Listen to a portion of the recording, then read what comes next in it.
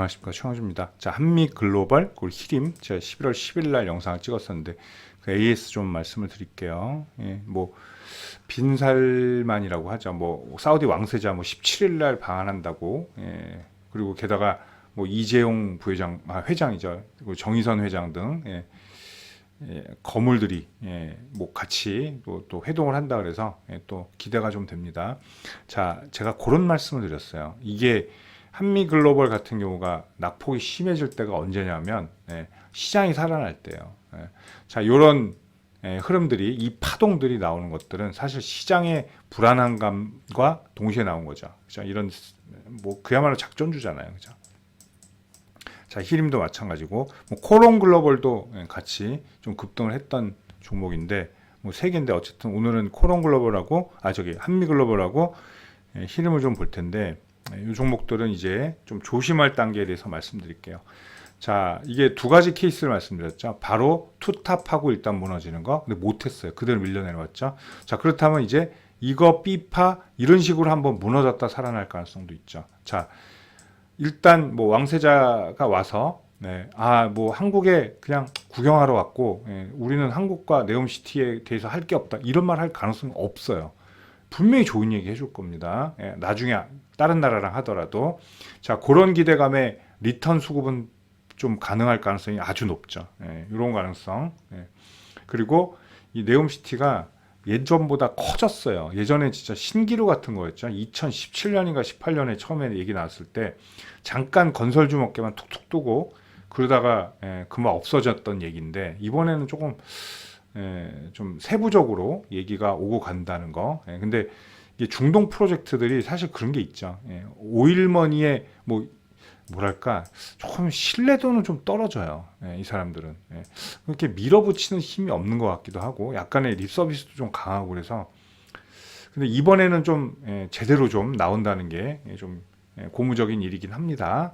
자, 어쨌든 뭐 제2의 중동붐 이런 것들이 그래서 우리나라에 뭐 도움이 되면 뭐 너무나 좋은 일이죠. 자, 700조 프로젝트이기 때문에 엄청 큰 프로젝트라고 볼 수가 있죠. 아마 세계에서 제일 큰 프로젝트가 아닐까, 역사상. 그렇게 좀 생각이 됩니다. 자, 어쨌든 얘든 이제 쌍고를 바로 못 해주기 가능성이 좀 생겼죠. 그래서 오늘 만약에 이제 급등을 좀 하면 좀 분위기는 좀 달라질 수가 있어요. 오늘 분명히 갭 상승할 가능성이 높아요. 이 종목들은. 그리고 이제 왕세자 귀국이래 방한이 이제 하루 남았기 때문에 내일보다는 오히려 오늘이 더 그런 기대감들이 더 클 가능성이 높죠. 오늘 같은 날 이거 쌍고를 쳐줘야 되는데 만약에 오늘 뭐 49,000원이나 49,100원 뭐 48,900 이런 데서 윗골이 휙 달리면은 조금 좀 경계할 필요도 있죠. 뭐 왜냐면 이런 종목들이 문제가 이런 데서 많이 사게 돼요 또. 왜냐면 이걸로 끝날 것 같지가 않거든요. 그림을 보면. 그죠? 우리가 후에 봐서 그렇지. 이렇게 보시면 어때요? 그죠? 다음 날도 오르잖아요. 그죠? 종가는 마이너스지만 요 윗꼬리 라인에 포함이 되기 때문이에요. 그래서 이런 것들도 흔들어도 꿈쩍도 안 하죠. 왜? 7% 올랐으니까 장중에. 근데 이렇게 되면 걱정이 된다는 얘기죠. 어제도 보시면 막판에 집어던진 그런 좀 흐름들이 있죠. 그죠? 딱 띄우고 이렇게 했다가 유지해서 이런 거 같지만 또 이렇게 됐죠. 그죠? 이런 것들 우리가 좀 볼 필요가 있어요. 오늘은 아마 갭 상승해서 쓸어 올릴 텐데 위로 조심해야 될 자리가 이제 요 자리예요. 45,000원 정도. 45,000원 올라가서 또 먹힐 수도 있어요. 그러면 이렇게 되겠죠. 갭 떴다가 시간을 보니까 시간에서 상승을 했었네요. 지금 보니까 42,000원. 자, 그럼 뭐 42,000원이나 그 급 이상으로 뭐 갭 상승이 떴다. 근데 어제 음봉을 소화 못 한다. 그러니까 한 44,100원, 150원 이쯤에서 다시 밀려 내려간다. 그러면 오늘 또 하락 마감할 수도 있는 거예요. 이런 것들 좀 조심할 필요가 있다는 거. 근데 기대감은 상당히 많겠죠. 내일 방한을 하니까. 자, 얘는 파동을 바로 살리지 못하면 이 정도 조정이 다시 올 수도 있어요. 다음 지지선 35,000원까지 내려올 수도 있다는 거 뭐 우리가 체크 반드시 해야 됩니다. 자, 히림도 마찬가지. 히림도 뭐 똑같이 됐네요. 제가 1차 지지선 자 12,000원 얘기했죠. 10일 보시면 자, 요 날도 12,000원. 이날은 그냥 갭이 떴고 월요일도 12,000원. 어제는 12,000원 근처 가다가 훅 무너졌죠. 15,000원 무너질 때를 딱 보시면 여기죠. 그럼 초반에 그냥 무너져 버렸어요. 되돌림이 있었나요? 있었죠. 아주 잠깐 있었죠. 리턴 2번 나오고 주저앉았잖아요. 그죠? 자, 그럼 얘도 시간에서 올랐나요? 보면 200원 정도 올랐네요. 얘는 1.7. 이거는 별 그게 아니라는 거죠. 그래서 오늘 지지라인 얘는 11,000원을 봐야 돼요. 오늘도 갭은 떴으나 일로 못 쳐올리면 이렇게 떨어질 수도 있다. 근데 얘는 장대 음봉이 아니라 한미글로벌이 더 장대 음봉이죠. 아래 꼬리가 별로 없고, 그러니까 얘가 많이 올랐기 때문이에요. 그래서 얘 눈치 볼 가능성이 높죠. 이제 히림은.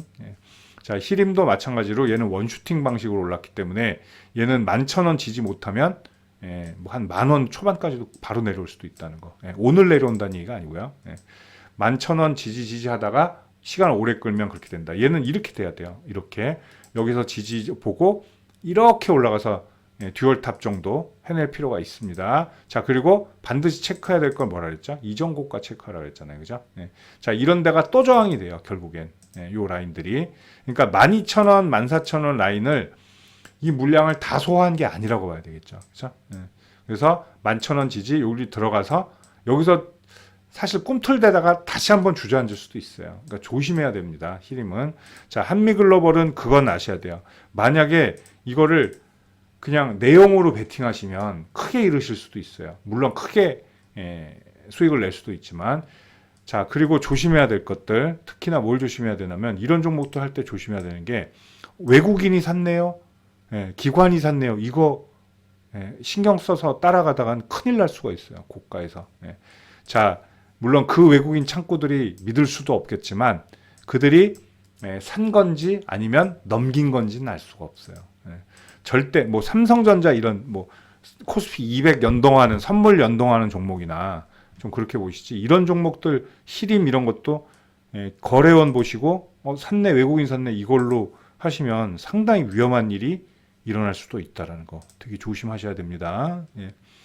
뭐 누가 샀으니까 오를 거야 이렇게 속단하지 마시고, 그리고 아마 이 사람이 방한하고 빈살만이 방한했다가 귀국하면 또 급락할 수가 있어요. 귀국하면, 그러니까 귀국이라는 건 사우디로 돌아가면 그것도 우리가 체크해 볼 수 있어요. 하지만 이 사람이 만약에 큰 이야기 보따리를 풀어주고, 그리고 뭐 우리나라 진짜 재계 회장님들하고 진짜 좋은 얘기, 건설적인 얘기, 그리고 좀 확신 있는 얘기들 주고 간다면 뭐 2차 파동도 충분히 가능하다. 뭐 우리가 이렇게 볼 수가 있겠죠. 자, 근데 항상 말씀드리지만 하나 말씀드릴게요. 제가 세상에 잡주는 없어요. 잡주는 뭐가 잡주냐면요, 고점에서 사서 내려오면 그게 잡주가 돼요. 잡주도 뭐 500원짜리가 5,000원이 되면 500원에 산 사람은 5,000원이 될 때 그게 잡주가 아니죠. 그 어떤 종목보다 밸류에이션이 높은 종목이 된다는 거, 그거 잊지 마십시오. 자, 최영주였습니다.